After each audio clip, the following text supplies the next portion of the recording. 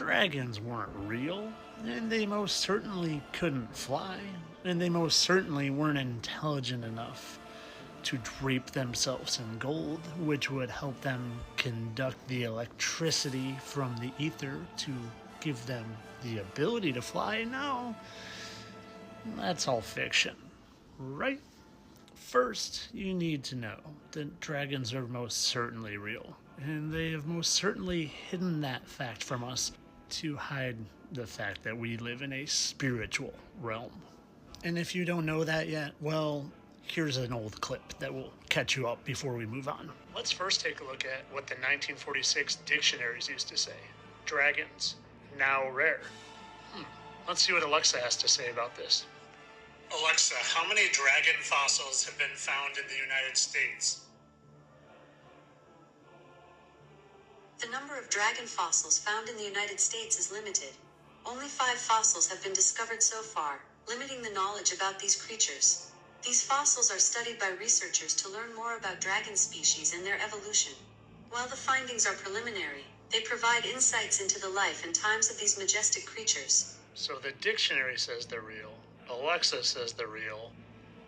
Several weeks ago in the UK, they found a fossil that looked like this, even though they called a plesiosaur. That sure looks like a dragon to me. And just a few weeks after that was found, CNN reveals that their scientist actually unveiled dragon remains. Not to mention how they're part of the Chinese zodiac with all real animals, and how there are over 30 verses in the Bible that reference dragons, and how my friend Lori sent me this amazing 1922 dictionary that just happens to have the word dragon in it. And let's see what it says. Is it going to say fictional character, mythical beast? Or is it going to say something else? Winged serpent.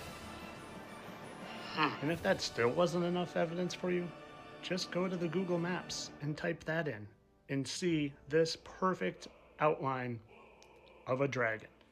And if you've seen my volcanoes are caused from the insides of dragons, well, look at this smoke just billowing out of where that dragon is. Tell me you don't see this. Second, you need to know that them breathing fire wasn't just a fairy tale. No, I'm gonna show you just how easy that actually could have been for them. When you watch this is literally just 2 ingredients being mixed together with a little bit of water added, and it combusts into fire. It's just glycerin and potassium. They literally mix and they turn to fire. There's an animal that does this. The bombardier beetle literally does this. As a self-defense, it mixes 2 different liquids together that when shot out becomes a hot, burning hot acid. Now, is it really that far-fetched to believe that maybe a much more advanced killing machine could have 2 liquids that when come together just happen to combust to create fire, like the glycerin and potassium? Now, knowing that dragons breathing fire isn't as science fiction as you once thought, I need to show you what I figured out a few months back involving volcanoes. So I went volcano hunting because I wanted to see what I could see. And I went to Mount Rainier in Washington, and right away I noticed something. And you might not see it right away, but I sure did. But take a look, and then I'll show you. How about now? Is it coming clear now?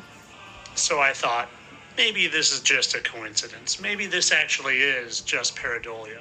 So I went to another volcano, and I found another face that looked pretty similar, down to its eyes and even nose and mouth. And when you compare 2 different volcanoes side by side, faces are clearly there, but this isn't even the half of it, because I kept hunting and I kept going to volcanoes and I kept finding remnants of dragons. Do you see this face here down to its eye, long beak, snout, and its whole dragon body? Again, this isn't even the end of it. This would have been its stomach, where it would have held a whole lot of its fire acid. Next, I went to Mount Vesuvius and found dragon remnants. This one literally looked like it died here. You can see its head here and its mouth, and like it spewed its acid to create this hole. And just for a closer look, there's clearly petrified dragon head there. So here's where I tie it all in together. We've all heard the tales of dragons and their hoards of gold, right? It's in The Hobbit, it's in all stories involving dragons. They're always hoarding some sort of treasure and involved with gold. And I thought to myself, why is that? And well, do you know what they found recently in all sorts of volcanoes? Let me show you. They've been finding gold. Gold coming out of volcanoes. And yeah, sure, they say it's from the Earth's core. But how ironic is it that I'm saying volcanoes are the remains of dragon, and the acid and the fire and the lava spewing up is the active remains of those stomach acids that would literally combust and create fire that the dragons can shoot out. And now all of a sudden, they're finding gold shooting out of these all over the place. Gold might be leaking from the Earth's core, but coming out of the volcanoes. And this news story literally talked about the gold coming out of the volcanoes, and I couldn't help but notice how it literally looks like a dragon's eye there. Maybe that's just me. But getting back to dragons and their hoarding of gold, and yeah, they say it's to represent wealth and power, and it's all sort of fantasy and fiction. Well, I'm starting to think that there's a lot more truth to the dragons hoarding the gold, and maybe there was a very specific reason for it. A very specific reason. And I kind of mentioned it in the beginning, because gold is an excellent conductor of electricity. It ranks among the most conductive metals. It's highly conductive, allows electrical currents to flow freely through gold without significant resistance. And well, I don't believe anything is just coincidence anymore. I think all the stories of dragons hoarding the gold is them telling us. It's telling us in fiction form the truth, because that's what they do. They tell us the truth through fiction, and they tell us the lies through what's supposed to be true. And when I saw this video months and months ago, I thought it looked extremely real, but I couldn't wrap my head around how this would be flying without wings. And then it hit me.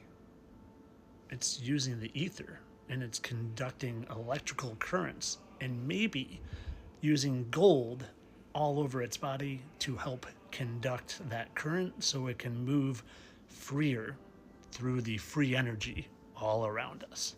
And maybe they replaced all the stories of dragons with fake dinosaurs and evolution to brainwash into believing that we are evolved monkeys spinning on a ball in an unimportant place, when we are in the most important place there is, the center of creation, with God smiling down upon us, just hoping that every one of us will look to him and say thank you for this amazing opportunity to live this amazing life in this amazing place. But of course, this is all for entertainment purposes, people. I know this is just some sort of CGI, AI nonsense. Dragons didn't exist. T-Rexes did, when Stegosauruses did, and evolution does, and I'm spinning on a ball right now. Entertainment only.